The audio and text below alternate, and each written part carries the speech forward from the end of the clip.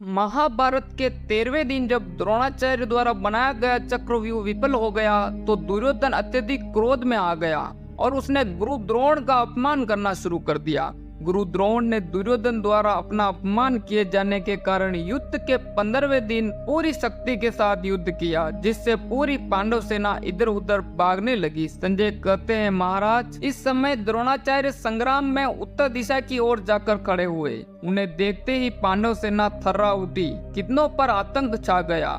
कुछ भाग चले और कुछ लोग मन उदास किए खड़े रहे। कितने हतोत्साह हो गए, कितने ही आश्चर्यचकित होकर देखने लगे। उनमें जो दिलेर थे वे क्रोध और अमर्ष में भर गए। कुछ ओजस्वी वीर प्राणों की परवाह न करके द्रोणाचार्य पर टूट पड़े। पांचाल राजाओं पर द्रोणाचार्य के सहायकों की अधिक मार पड़ी। वे अत्यंत वेदना सहकर भी युद्ध में डटे हुए थे। इतने में ही राजा विराट और द्रुपद ने द्रोण पर चढ़ाई कर दी। द्रुपद के 3 पोत्रों और चैदी देशी योद्धाओं ने भी उनका साथ दिया। यह देख द्रोणाचार्य ने 3 तीखे बाणों से द्रुपद के तीनों पोत्रों के प्राण ले लिए। इसके बाद उन्होंने चेदी, केके, संजय तथा मत्स्य देशी महारथियों को भी परास्त किया। तब राजा द्रुपद और विराट क्रोध में भरकर द्रोण पर बाणों की वर्षा करने लगे। द्रोण ने उनकी बाण वर्षा रोक दी और अपने सहायकों से उन दोनों को आच्छादित कर दिया। अब उन दोनों के क्रोध की सीमा न रही, वे भी द्रोण को बाणों से बीनने लगे। यह देख द्रोण ने क्रोध और अमर्ष में भरकर 2 अत्यंत तीखे बल्लों से उन दोनों के धनुष काट दिए। धनुष कट जाने पर विराट ने 10 तोमर चलाए और द्रुपद ने भयंकर शक्ति का प्रहार किया। द्रोण ने भी तीखे बल्लों से उन 10 तोमरों को काट कर सहायकों से द्रुपद की शक्ति भी काट गिराई। फिर 2 बल्लों से विराट और द्रुपद दोनों का काम तमाम कर दिया। इस प्रकार विराट, द्रुपद, केके, चेदी, मत्स्य, पांचाल और तीनों द्रुपद के पोत्रों के मारे जाने पर द्रोण का पराक्रम देख धृष्टद्युम्न को बड़ा क्रोध आया, साथ ही दुख भी। धृष्टद्युम्न ने महारथियों के बीच में यह शपथ दिलाई कि आज जो द्रोण को जीवित छोड़कर लौटे या द्रोण से अपमानित होकर बदला न ले, यज्ञ आदि करने तथा कुआ बावली बनवाने आदि के पुण्य को खो बैठे, उसका क्षत्रियत्व और ब्रह्म तेज नष्ट हो जाए। संपूर्ण धनुर्धारियों के बीच में ऐसी घोषणा करके धृष्टद्युम्न अपनी सेना के साथ द्रोण पर चढ़ाया। पांडव और पांचाल एक ओर से द्रोण पर बाण वर्षा करने लगे तथा दूसरी ओर दुर्योधन, कर्ण और शकुनी आदि प्रधान वीर उनकी रक्षा में खड़े हो गए। पांचालों ने अपने सभी महारथियों के साथ द्रोण को दबाने का पूरा प्रयत्न किया, किंतु वे उनकी ओर आंख उठाकर देख भी न सके। उस समय भीमसेन क्रोध में भरकर अपने बाणों से आपकी वाहिनी में भगदड़ मचाते हुए द्रोण की सेना में घुस गए। साथ ही धृष्टद्युम्न भी द्रोण के पास जा पहुंचा। फिर तो घमासान युद्ध होने लगा। बड़ा भीषण संहार मचा था। रथियों के झुंड एक दूसरे से सटकर लोहा लेने लगे। जो लोग विमुख होकर भागते उनकी पीठ पर बगल में मार पड़ती थी। इस प्रकार वह घमासान युद्ध चल रहा था। इतने में पूर्ण रूप से सूर्य भगवान उदय हो गया। उस समय दोनों ओर के सैनिकों ने कवच पहने हुए सूर्योपास्तान किया। फिर पूर्ववत युद्ध होने लगा। सूर्योदय के पहले जो जिनके साथ लड़ते थे उनका उन्हीं के साथ पुनः द्वंद्व युद्ध छिड़ गया। दोनों पक्ष के योद्धा बहुत समीप से सटकर मुकाबला कर रहे थे, इसलिए तलवार, तोमर और फरसों की मार से वहां का दृश्य बड़ा भयानक हो गया था। हाथी और घोड़ों की कटी हुई लाशों से रक्त की नदी बह रही थी। महाराज उस समय द्रोणाचार्य और अर्जुन को छोड़कर बाकी समस्त सेना विक्षिप्त, व्याकुल और भयभीत हो उठी थी। द्रोण और अर्जुन ही अपने अपने पक्ष के रक्षक और घबराए हुए लोगों के आधार थे। शत्रु पक्ष के लोग उन्हीं दोनों को सामने आकर यमलोक की राह लेते थे। कौरव और पांचालों की सेनाएं अत्यंत उद्विग्न हो गई थी। एक तो सारी सेना गुत्थम गुत्थ हो रही थी, दूसरे धूल उड़ उड़ कर सबको ढक देती थी। इसलिए हम लोग उस महासंहार में कर्ण, द्रोण, अर्जुन, युधिष्ठिर, भीमसेन, नकुल, सहदेव, दुर्योधन, शकुनी, कृपाचार्य, शल्य और कृतवर्मा तथा और किसी वीर को नहीं देख पाते थे। पृथ्वी, आकाश या अपना शरीर तक नहीं सूझता था।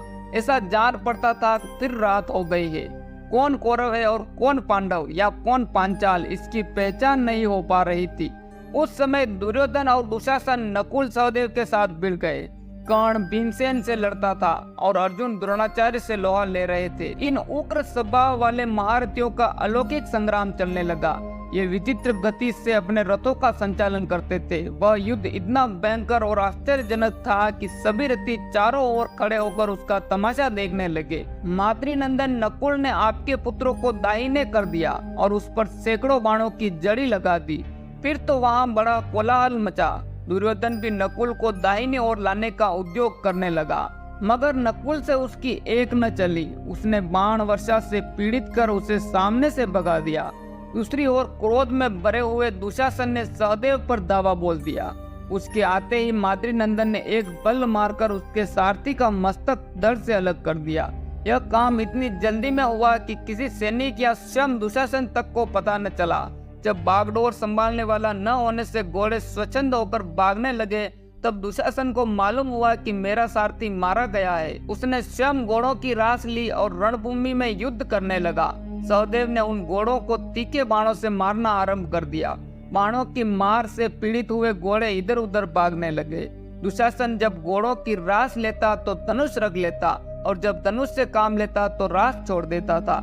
इसी बीच में मौका पाकर सहदेव उसे बीनता रहा। यह देख कर्ण उसकी रक्षा के लिए बीच में कूद पड़ा।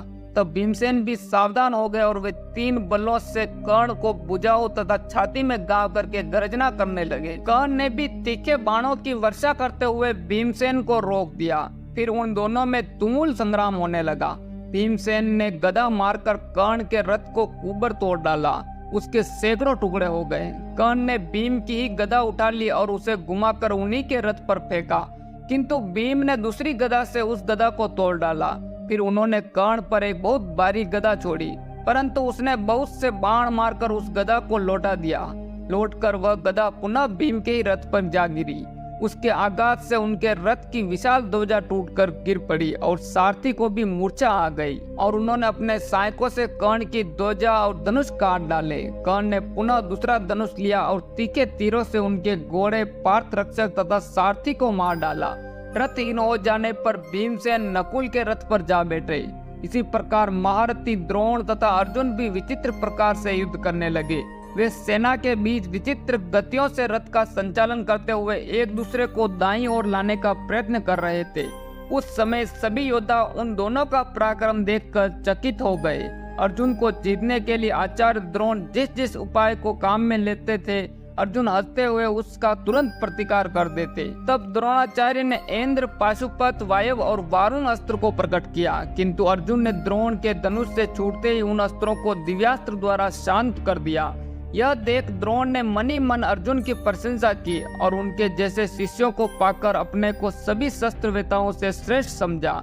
उन दोनों का युद्ध देखने के लिए आकाश में हजारों देवता, गंधर्व, ऋषि और सिद्धों के समूह एकत्रित थे। द्रोण और अर्जुन की प्रशंसा से भरी हुई उनकी बातें भी सुनाई देती थी।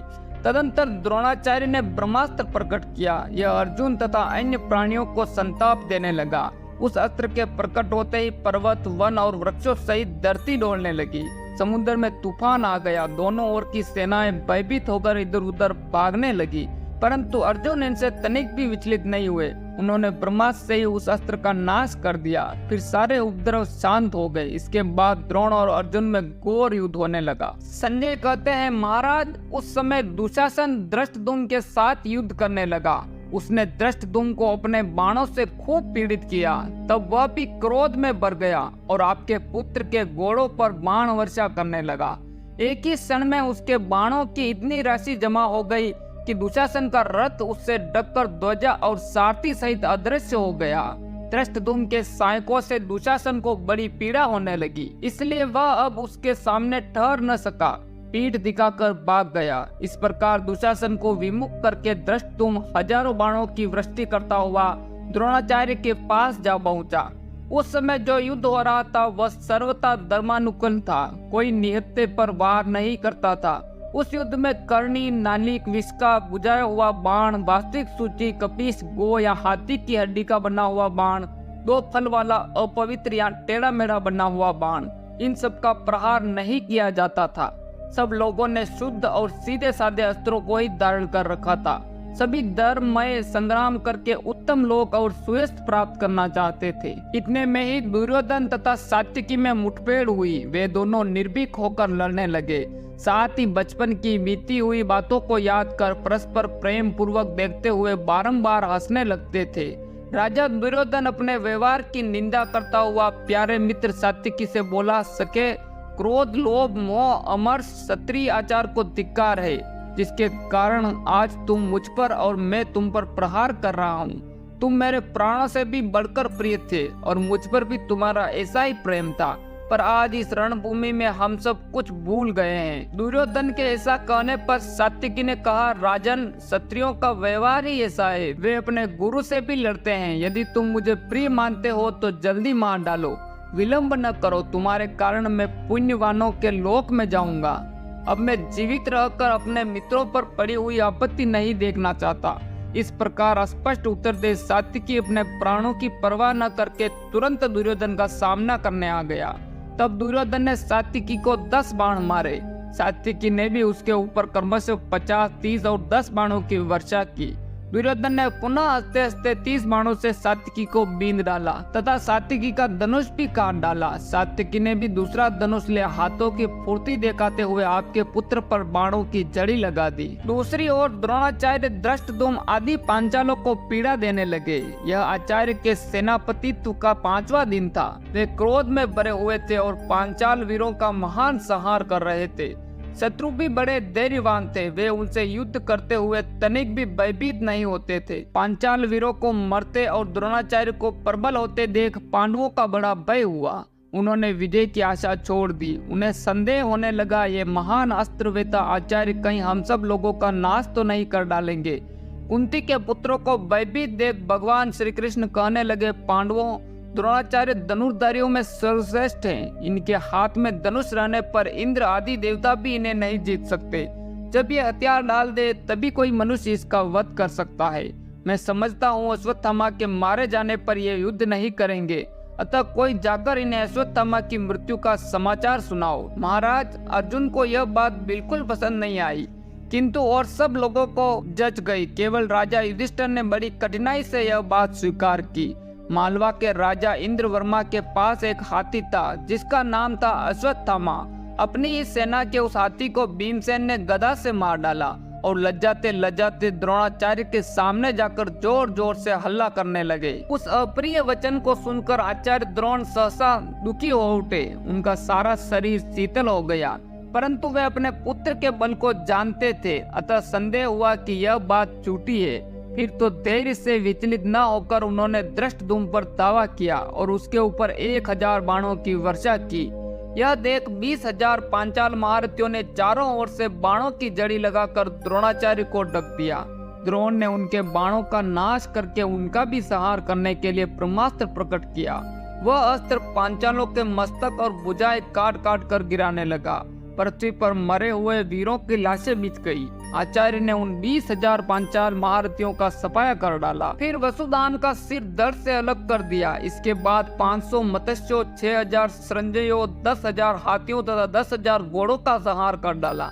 इस प्रकार द्रोणाचार्य को क्षत्रियों का अंत करने के लिए खड़ा देख अग्निदेव को आगे करके विश्वामित्र, जमदग्नि, भारद्वाज, गौतम, वशिष्ठ, कश्यप और अत्रि ऋषि उन्हें ब्रह्मलोक में ले जाने के लिए वहां पधारे। ये सभी सूक्ष्म रूप धारण किए हुए थे। महर्षियों ने द्रोणाचार्य से कहा, द्रोण, हथियार रख दो और यहाँ खड़े हुए हम लोगों की ओर देखो। अब तक तुमने अधर्म से युद्ध किया है, अब तुम्हारी मृत्यु का समय आया है। अब इस अत्यंत क्रूरतापूर्ण कर्म का त्याग करो। तुम वेद और वेदांगों के विद्वान हो, सत्य और धर्म में तत्पर रहने वाले हो। सबसे बड़ी बात यह है कि तुम ब्राह्मण हो, तुम्हारे लिए यह काम शोभा नहीं देता। अपने सनातन धर्म में स्थित हो जाओ। आचार्य द्रोण ने ऋषियों की यह बात सुनी, भीमसेन के कथन पर भी विचार किया और धृष्टद्युम्न को सामने देखा। इन सब कारणों से वे बहुत उदास हो गए। अब उन्हें अश्वत्थामा के मरने का संदेह हुआ। वे व्यथित होकर युधिष्ठिर से पूछने लगे, वास्तव में मेरा पुत्र मारा गया या नहीं?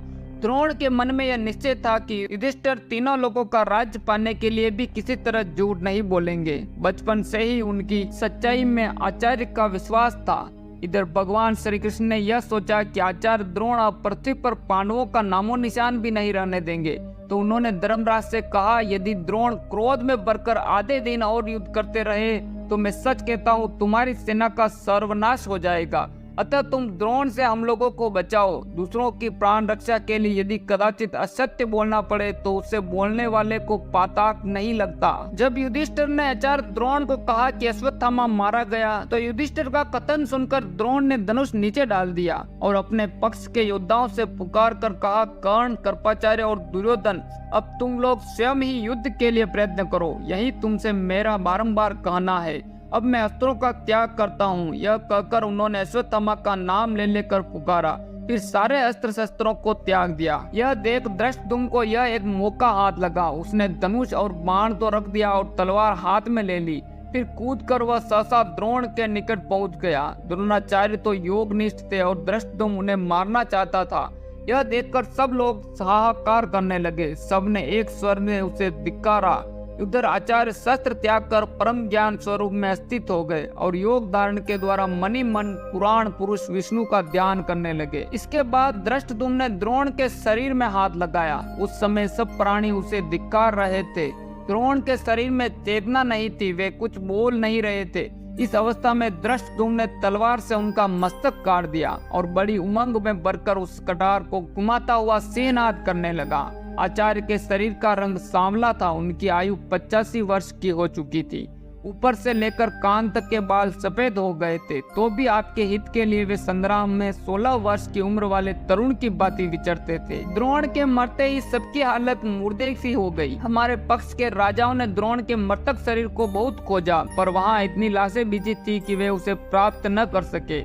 तदंतर भीमसेन और धृष्टद्युम्न एक दूसरे से गले मिलकर सेना के बीच में खुशी के मारे नाचने लगे।